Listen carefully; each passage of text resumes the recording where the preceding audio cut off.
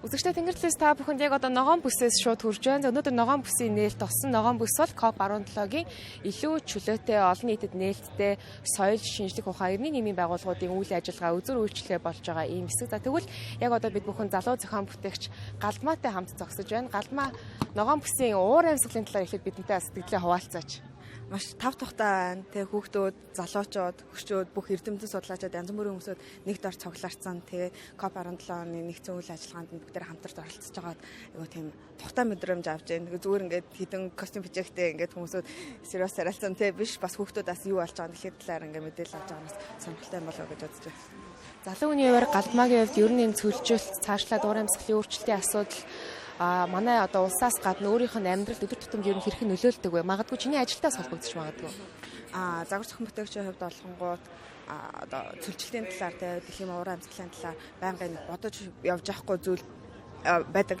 Яг л нөгөө загварын салбар чинь хамгийн хаг хоёр талаараа хоёрт орж байгаа төрүүлж байгаа салбар байгаа болохоор би яаж энд нөлөөлөхгүй байж чадах вэ? Гэхдээ яаж гоё юм дуртай юм хийх вэ гэдгийг байнга харж явдаг болохоор одоо энэ дээр өстөө хоолгоо нэгтэж одоо тий хамтаа оролцож байгаа тасан баяртайгаа.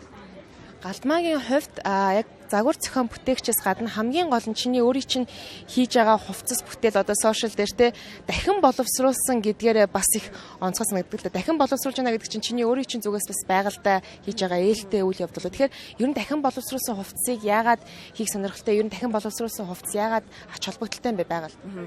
Нэгт зүгээр айгуу тийм хайж болохгүй те нэгт хойглол үүсгэмээргүй байна. Аль болох reuse хэрэглэмээр байна. Одоо нэг подолгийн нэтэр хийж байх юм бол тэрнийгээ ядаж одоо бүр бага байлаа готлын алчуур болгоод хаймаар байна шүү дээ. Тэ бүр илэгдлээд ингээд болтлоо. Тэнгүүд тэгээд бас буцаагаад sustainable fashion гэдэг үднээсээс хандах хэрэгтэй. Тэнгүүд reuse recycle болоод ирэнгүүт тэрнийг ингээд нэг удаа аваад тэр чинь бас мөнгө орж байгаа. Нэг удаа аваад амархан хаягдах зүйл биш. Тэрнийг ингээд нэг үсэн хайрлаад дуустал нь хэрэглээд дахиад яаж засварлаж болох вэ? Гутлаа дахиад засварлаж болох уу гэдгээс амар харж ундаасаа одоо тэр өнцгөөс нь жоохон хичээдэг. COP17-гийн хувьд мэдээж хэрэг олон улсын нэгдсэн үндэсний байгууллагын том хурал Монголд болж байгаа. Галдмаагийн хувьд бас Япон томоохон загвар зохион бүтээгчийн сургууль төгсөөд эргээд Монголдо ирээд бас яг ажиллаж байгаа. Тэгэхээр ер нь үеийнхэн залуучуудтай хандаж эх орондоо бас тэ ажлыг хийж бүтээ гэсэн тэр ирмэлцлийн талаараас гоё уриалга хэлээч гэж хүсмээр байна.